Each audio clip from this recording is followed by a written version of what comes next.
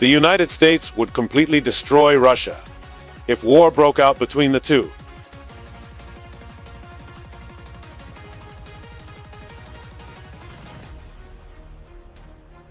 Countries. This is a statement by David P. former CIA Director and four-star General of the U.S. Army. Specifically, in the event that Russia uses nuclear weapons in Ukraine, the United States would lead NATO in a coordinated attack and destroy all Russian forces stationed in or around Ukraine. However, General P.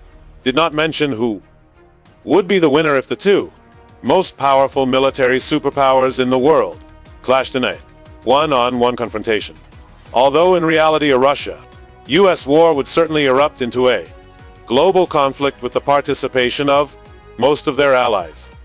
It remains a very interesting question: would the United States be strong enough to single-handedly defeat the two? What tactics are Putin employing to break the wings of the US superpower? All will be revealed in today's video of military knowledge.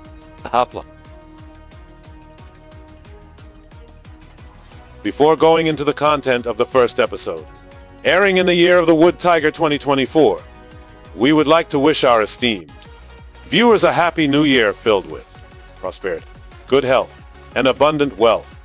We hope to continue receiving your attention, support, and companionship this year and for many years to come.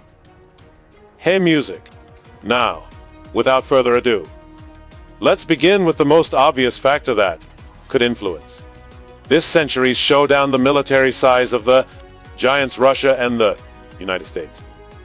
According to statistics from the Global Firepower website, the United States and Russia currently hold the first and second positions in the world in terms of military size. Specifically, the US has a total of 1,000 military personnel, 390,000 of whom are active duty military personnel and non-active personnel in paramilitary units. The majority of them, approximately over 1 million, are currently serving in the US Army's ground forces. Besides that, the Air Force and Navy are also not far behind, possessing approximately 600 active duty personnel with 1,000 personnel. And that's not all. The United States also possesses a wealth of modern equipment. 3 with 975 for con, along with 500 tanks and over 300,000 ground vehicles, 11 aircraft carriers, an Ohio-class submarine capable of launching ballistic missiles. Therefore, the U.S. military is not only large in both personnel and resources, but also incredibly formidable in any combat environment, whether in the air, on the surface, or underwater. Meanwhile, Russia currently has over 1 million troops, 990 of whom are active duty, 250,000 reserve, and a similar number fighting in paramilitary organizations such as Vanguard, which is basically controlled by Moscow. Although the total manpower is not significantly less than that of the US. In terms of Air Force, the Russians seem to be considerably behind, with only 100 aircraft and 82 aircraft. According to global firepower estimates, only about half of the Russian aerospace forces are combat ready, and the Russian military has a few thousand personnel. The military also has about half the number of ground combat vehicles compared to its opponent. However, this advantage can be compensated by its 12 and 6 575 self-propelled artillery pieces, the largest in the world and many times more than the US. The Russian Navy also possesses a large fleet of 598 warships, but only one aircraft carrier, the Admiral Kusnov, and 15 destroyers. Furthermore, although the number of submarines is equal between Russia and the US, Moscow has significant advantage in the number of frigates and anti-aircraft ships. From these statistics, it is not difficult to see that if the war were decided by the scale of the conflict, the US would clearly win, as they have a clear numerical advantage and fewer troops than the US. While they may rely on brute force, they will compensate with quality. For example, the Navy. However, historically and currently, the sheer number of soldiers and equipment alone cannot guarantee victory. Without it, the US wouldn't have suffered such a humiliating defeat in Vietnam, and Russia would not have faced such difficulties in Ukraine. Therefore, while military scale has a significant influence, it certainly cannot be the decisive factor in determining who will emerge victorious. Instead, to find the answer, we need to delve into other factors. On the ground, both Russia and the United States have similar methods of establishing and equipping their infantry forces. In the US, the entire armed forces are composed of light infantry squads divided into helicopter-borne, mountain-borne, and airborne units. Each squad has 9 soldiers, with a squad leader and 2 fire groups.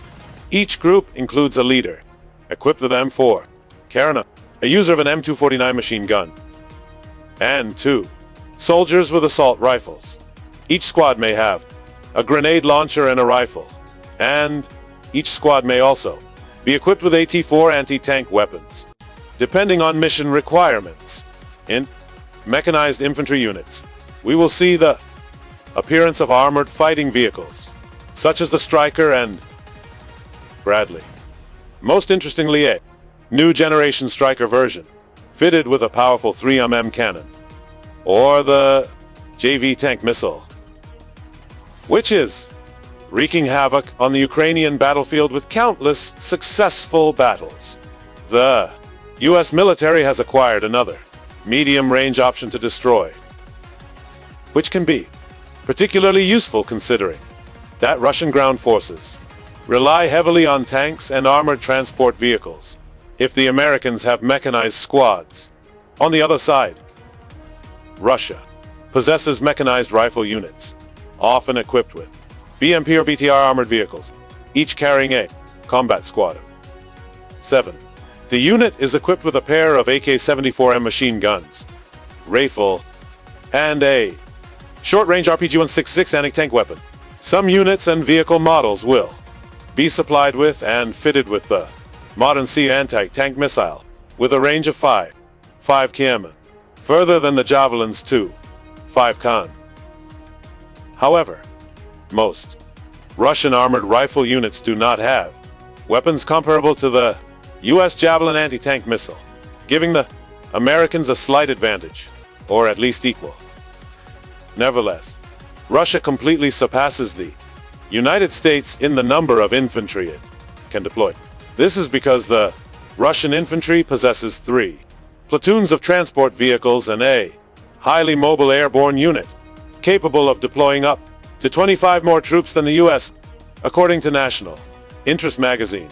Theoretically, this gives the Russian army a very high tactical mobility on the ground, compared to the US light infantry. The advantage of ground warfare is that Russia can reach targets faster and deploy more troops. However, the rapid movement of large numbers of soldiers is not without its downsides. If a vehicle becomes inoperable for any reason, it means that 1 to 3 of the fighting power of a Russian battalion is lost. Conversely, that number is about 1/4 for the US because they have too many infantry using tanks combined with a superior number of armored vehicles and Javelin tank, which limit the mobility of Russian infantry. Of course, this is modern warfare, and the infantry of both countries will not fight alone. They will have mortars, artillery, tanks, and air support. Therefore, the outcome of ground battles will be decided not only by pure firepower but also by tactics. Furthermore, the environment is also a factor to consider. In areas with complex, uneven terrain, the combat effectiveness of the Russian army will be significantly reduced because they depend on transport and firepower. They would have an advantage in cold climates, and although each side had its own advantages, if fighting on home ground, wherever they fought, the overwhelming numbers and heavy weaponry of the United States would put their opponents at a considerable disadvantage. A similar story unfolds in the sky, where, aside possessing a large number of aircraft, the U.S. Air Force focuses on conducting integrated air operations, mobilizing 20 to 100 aircraft in a single operation, usually over a vast geographical area. Some aircraft will perform reconnaissance and support missions, while others take on the direct attack role, thus creating a multifaceted approach to air warfare. Therefore, the U.S. Air Force can not only control vast land areas against the enemy's air forces, but also open up opportunities for cooperation with the Allied air forces, allowing them to participate in integrated air operations. Many experts assess that the U.S. would likely still use this tactic if it were fighting alone. The U.S. is at odds with Russia, especially with the enormous quantity of high-quality Air Force equipment they possess. Speaking of weapon quality, this is another advantage the U.S. has over the Russians. Currently, the majority of the Russian Air Force's inventory consists of MiG-20, MiG-31, and Su-27 fighter jets dating back to the Soviet era, all over 40 years old. Although they have been upgraded to the best possible extent to meet the demands of modern air warfare, they are still like lamps running out of fuel, nearing the end of their service life and about to be sent to museums for retirement. Of course, these are not the only fighter jets in the Russian military's inventory. They still have the quality MiG-35 and Su-35, but they are not as sophisticated as the best fighter jets currently. At this point, you might wonder, where is the Su-57, the only aircraft capable of confronting the US's fifth-generation fighter jets? According to the 2023 World Air Force report, Fly Global currently has only one operational aircraft, with 75 others still under production or not yet ready for deployment. This is without considering that the Russian Air Force typically focuses on small-scale operations and primarily supports its ground forces with low-altitude airstrikes, making their aircraft easy targets for enemy air defense systems. According to Rank Corporation Moscow, they lost between 84 and 130 aircraft as of all, and the actual number could be higher in comparison.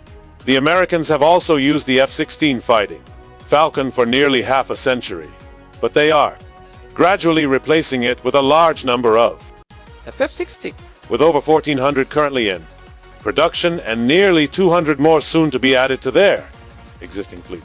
This could very well be the trump card the United States could deploy in an air battle where they might already have the advantage simply through sheer numbers and a strategic maneuver. The logical conclusion for the United States is that they might assume Russia will deploy similar air tactics as in Ukraine, and those tactics would provide opportunities for the numerous air defense options the U.S. possesses compared to the use. From the beginning of the video until now, it seems the U.S. military has a significant advantage over its opponent. However, things will gradually change with the involvement of the Russian Navy. As global firepower has pointed out, the Russian Navy is larger than the U.S. Navy, and although the U.S. is not at a significant disadvantage as its ships focus more on combat capabilities than its opponent, the strength of the Russian naval fleet cannot be underestimated, despite the fact that a large portion of it consists of cruisers and frigates. If faced with the powerful U.S. destroyers, which have a great advantage in the vast ocean, Russia could use some of its large ships and submarines to distract them, then deploy its smaller ships to the U.S. West Coast. At that point, the Americans would be in real trouble. The problem is that their coastal cities would become potential targets for Russian escort and patrol vessels. Their speed and agility would also pose a threat to unarmed U.S. trading posts. However, that advantage would be limited by the vastness of the Pacific Ocean. So Russia would need a naval base near the west coast of the United States, and nowhere better than Alaska. With their supply lines only 400 kilometers from Alaska, the Russian Navy could attack frequently and turn it into a deployment point for combat operations. Of course, this would not be easy to achieve, because once war breaks out, Alaska, a U.S. territory close to Russia, would certainly be heavily defended, preventing small Russian naval vessels from simply crossing the Bering Sea as if it were uninhabited. Therefore, to control Alaska, Russia would need to utilize its numerical advantage effectively. In addition, according to some U.S. Navy studies, the Russian Navy tends to build its fleet in a concentrated manner. The main focus is on strategic maneuvering.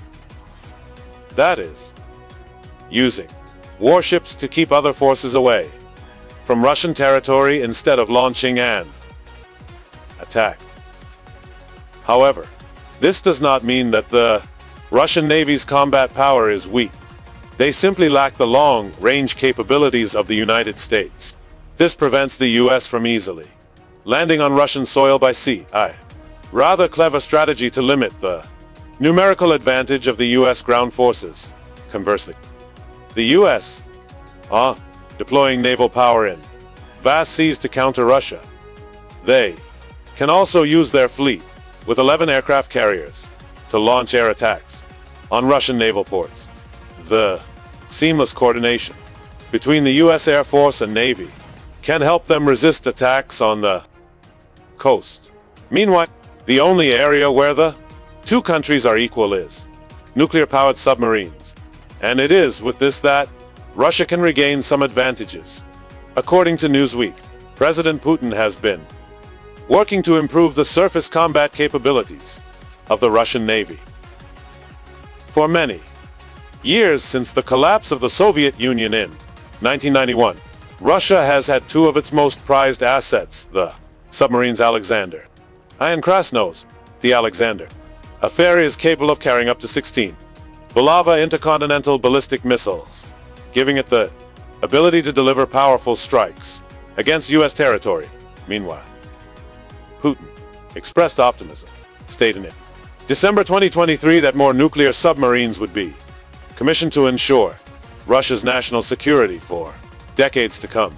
On the other side, the United States is equally formidable, with all four of its main submarine classes, Virginia, Ohio, Los Angeles, and SUF, being nuclear-powered. In the case of the 14 out of 18 submarine are capable of launching ballistic missiles for a nuclear preemptive strike, in addition to possessing powerful weaponry. In the event of a war between Russia and the United States becoming a war of attrition, this would prevent a potential outcome that will be discussed later. The latter part of the video emphasizes that maintaining reserves and continuous military production is absolutely essential. Currently, the United States holds the leading position in the arms race, at least in terms of supplying foreign countries. According to statistics from 2020, the U.S. accounted for 40% of total global arms exports, while maintaining its own national reserves. Russia, in second place, has 16%, which can be explained by the fact that Russia is at war with Ukraine and is not selling many weapons because its forces need them. Therefore, it's not surprising that the U.S. has surpassed Russia. Even before the Russia-Ukraine war, the U.S. sold and produced more weapons than its transatlantic rival. To 2017, the U.S. accounted for 33% arms exports, while Russia's figure was only about 22%, a smaller gap than in the recent period. These figures are certainly significant. However, conclude that Russia's arms production capacity is weak based solely on these numbers would be a mistake. In reality, Russia is fully capable of accelerating production when necessary. Most recently, September 23, reports indicated that President Putin ordered a boost in production to equip Russian soldiers fighting in Ukraine, despite Moscow facing increasingly heavy Western sanctions, according to B. Konosty, industrial director of Rosh, the unit responsible for producing most of Russia's weapons. Production has increased by 2 to 10 times. However, he also pointed out that increasing the production of tanks, artillery, rockets, and ballistic missiles has become more difficult due to sanctions imposed directly on Russia. As the U.S. Treasury Department has noted that this corporation is the cornerstone of Russia's defense industry and technology. If Russia is allowed to operate in optimal mode, it would be very difficult for the Russians to exhaust their weapons. Simply put, this is a state-owned enterprise. The U.S. doesn't have this luxury. Instead, their weapons are supplied through contracts between the government and private companies like Lockheed Martin, General Dynamics, or Boeing. Assuming Russia were to actually deploy weapons production at maximum capacity, could the U.S. catch up, or would it be entangled in lengthy negotiations and bureaucratic procedures that could delay the supply of equipment to the military? However, all of that would become irrelevant if either country decided to use the most terrifying weapon in its arsenal, nuclear weapons. According to estimates from the Arms Control Association, Russia currently has approximately 5 with 1 strategically deployed, more than the US's total of 5, 2 Ho-44 and 1 410 combat. However, the numerical advantage is meaningless, as both countries possess sufficient nuclear weapons. Repeatedly destroying the enemy means mutual destruction is inevitable if either side is brave enough or foolish enough to press the button. However, considering only the quality of firepower Russia possesses, a factor that could tip the balance of power, the RS-28 Shama missile, also known as Satan II by some military experts. This system began operating in September 2023 and is believed to be capable of launching nuclear warheads farther than any other kind, up to approximately 18,000 according to Moscow. Each Shamlat can carry up to 15.3. However, Washington has denied this, claiming the number is at most 10. Despite these controversies, the Shamlat's attack range is what is truly 1,000 kilometers, meaning that Russians can activate Shamlat from almost anywhere in the world, within their own territory and striking American soil, while the United States lacks this capability. Their most powerful intercontinental ballistic missile, the M3, has a range of only 13. An impressive figure, far enough to reach Russia, but outdated compared to the S-3. Furthermore, according to the U.S. Naval Research Institute, the M3 has only been tested up to 10,000 kilometers. So a 13,000 km range is highly likely only theoretical. Even the M3's alternative, the LGM Bomber Sentinel, is still under development, and according to Air Force technology, its range will be over 5,500, smaller than the M3 and only 1/3 of the S-3. Therefore, the United States should really hope that when launched, the Sentinel will be more powerful than what is currently announced. Otherwise, their nuclear capabilities and position will be seriously jeopardized. However, they can also have some degree of peace. The key is that one thing is certain: if either country decides to play big, If nuclear weapons are used, the other country will naturally retaliate, dragging the opponent down in a killing the king scenario, and ultimately the whole world will suffer the consequence. However, if nuclear weapons are removed from the balance of power, the United States generally has a much greater advantage with its larger military and, as well as its more advanced air force on the naval front. The battle will be more balanced, with the US having a large number of destroyers and an advantage in wide water, while Russia's smaller warships offer greater mobility. Returning to the question of whether the United States can defeat Russia alone, the answer is yes, but it will be very difficult, and the consequences are immeasurable, as history has proven. Russia is a place where it's easy to go but hard to return. What do you think? Does Moscow still have trump cards up its sleeve, or beneath its strong exterior? Does the United States still have weaknesses that Russia can exploit? Don't hesitate to leave your opinions in the comments section below to discuss further. I'm discussing with others. But now, on behalf of the Viet Quang team, I'd like to say goodbye and see you all in the next videos. Wishing everyone a peaceful day with their families.